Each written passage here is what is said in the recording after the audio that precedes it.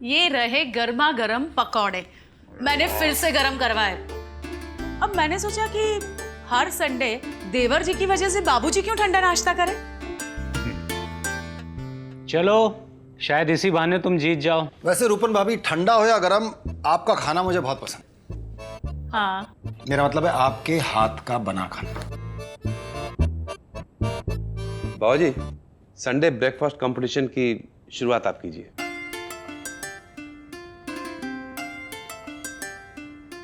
लो।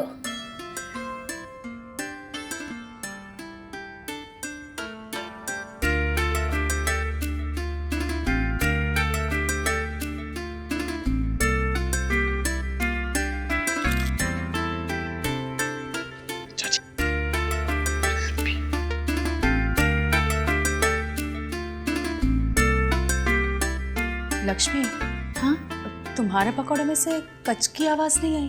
हाँ। कोई बात नहीं, टेंशन मत लेना, अगली बार। हाँ,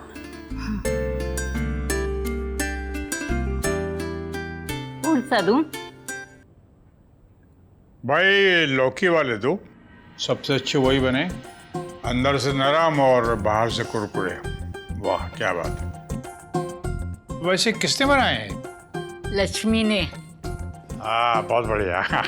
वैसे तो बनाए सभी ने बहुत अच्छे हैं, हाँ। पर मने भी लौकी के ही सबसे अच्छे लगे। तो लक्ष्मी, इस बार तो तू जीत गई भाई। इधर आ। माँ जी ये और ये इनकी तरफ से। तो कंगन। भाई हमें भी खिलाओ लौकी के पकौड़े। Thank you.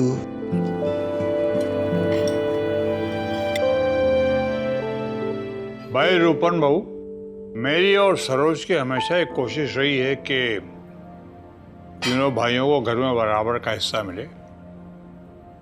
न जाने इस बार क्या सोचकर सरोज ने। गई आप भी ना। अच्छा मने ये बताओ, जब दुकान पर जाते हो तो गले में से क्या पकोड़े निकलते हैं, तो खाने की मेज पर गले की बात लेके क्यों बैठ गए? देखो सरोज, जो तुम कर रही हो उससे इन सबको जिम्मेदारी का एहसास नहीं होगा। इन सबको मतलब?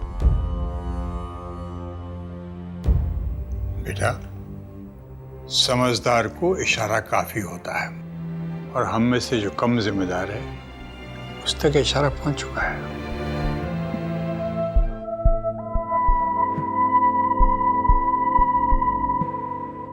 मैं, पापा, मम्मी और सुकू, हम तो इस फैमिली के सबसे जिम्मेदार मेंबर्स हैं, है ना? तुमने और कुछ सीखा हो ना हो, मजाक करना जरूर सीख लिया है अपने पापा से। नहीं ताऊ जी, इस घर में जब भी कुछ गलत होता है तो उसकी जिम्मेदारी किस पर आती है? हम पर। तो कौन हुआ सबसे ज्यादा जिम्मेदार? निशा। मम्मी, मिर्ची लगी। और ताऊ जी को भी। किचन में से पानी ले ले। निशा। वीरेन, निशा की बात मुझसे हो रही है। हाँ बेटा, कल रात तुमने अपने जिम्मेदारी का बहुत अच्छा नमूना पेश किया। तुम्हारे साथ साथ तुम्हारे भाई बहन भी जिम्मेदार बनते जा रहे हैं,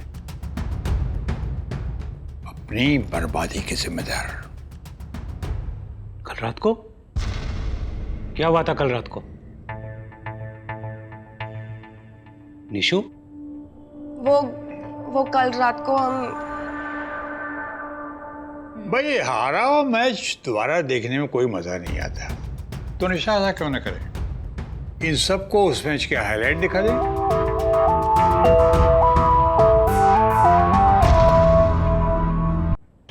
बंटी, क्या कह रहे हैं दादाजी? मैच की हाईलाइट सुनाओ। मतलब? कल रात को हम सब लेट नाइट पार्टी कर रहे थे। डॉली दी की शादी से पहले मिलकर आखिरी बार उन्हें फेयरवेल देना चाहते थे।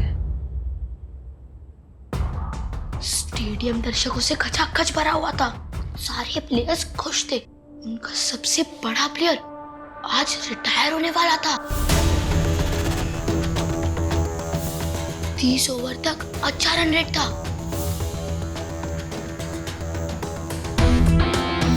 लेकिन बारिश की वजह से मैच को बीच में ही रोकना पड़ा। उन लोगों ने लड़ाई झगड़ा भी किया?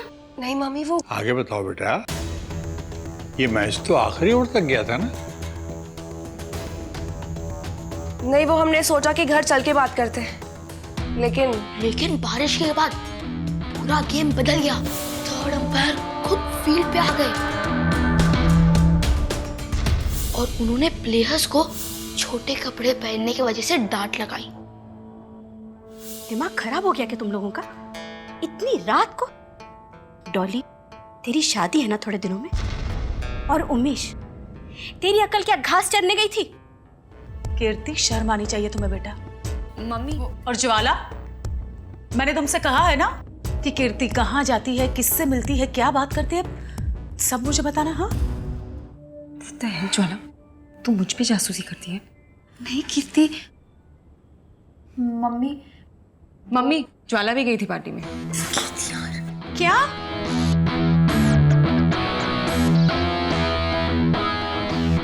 नहीं, हमें तो लगा था कि ये सब ऊपर बरसाती पे है, डॉली के संगीत की प्रैक्टिस कर रहे हैं। देवर जी, समोसे देने आप ही गए थे ना?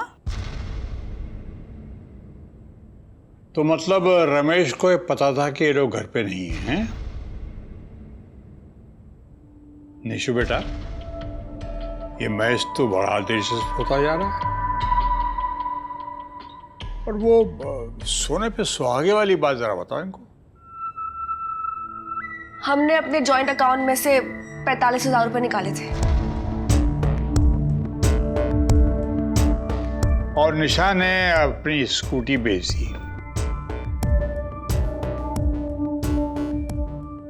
वाह डॉली, तुम तो बड़ी किस्मत वाली हो बेटा। इतना महंगा फेयरवेल किसे मिलता है? थैंक यू दादाजी।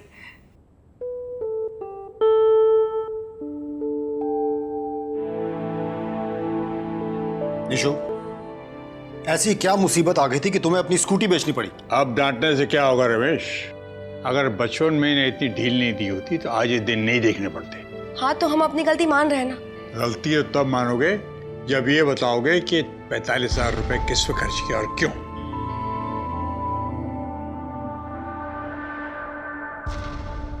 क्यों? सांप सूंघ गया? मैं वो नाम नहीं बताऊंगी, पर आप जो भी सजा देना चाहे वो दे सकते हैं। हम आपको पैसे लौटाने के लिए भी तैयार हैं। चलो, कल से कुछ तरक्की तो हुई। कल रात तक तो तुम ये कह रही थी ये गलती हम सब की है, और आज ये कह रही हो कि एक खास आदमी है जिसकी वजह से हम सबको सजा मिलेगी।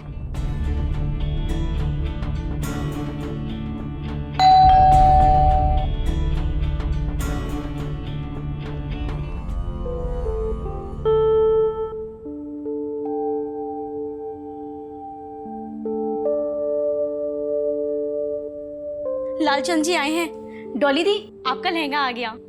ये मेरी मेहंदी का लहंगा आ गया। डॉली बेटा, लहंगे की मिठाई तब बांटना जब लालचंद जी को उनके बाकी के पैसे लौटा दोगे। मोहन चाचू, पैसे दो ना। पैसे बेटा मोहन नहीं देंगे, पैसे तुम सब भाई बहनों को मिलके देने पड़ेंगे।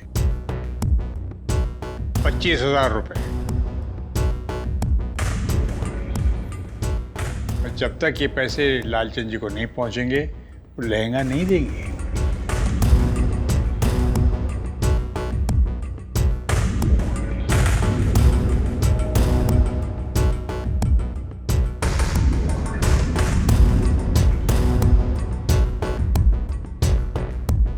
निशा, तुमको सजा सुननी थी ना, तो ये सजा का पहला भाग है।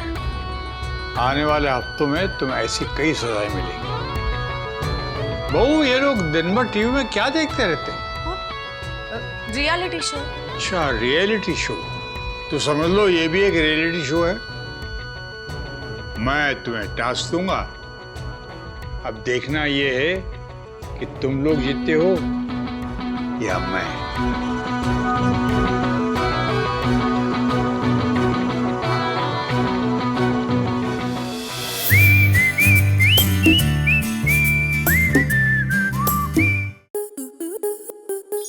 स्टार प्लस के ऐसे ही और बेहतरीन लम्हे देखने के लिए सब्सक्राइब करें हमारे YouTube चैनल को।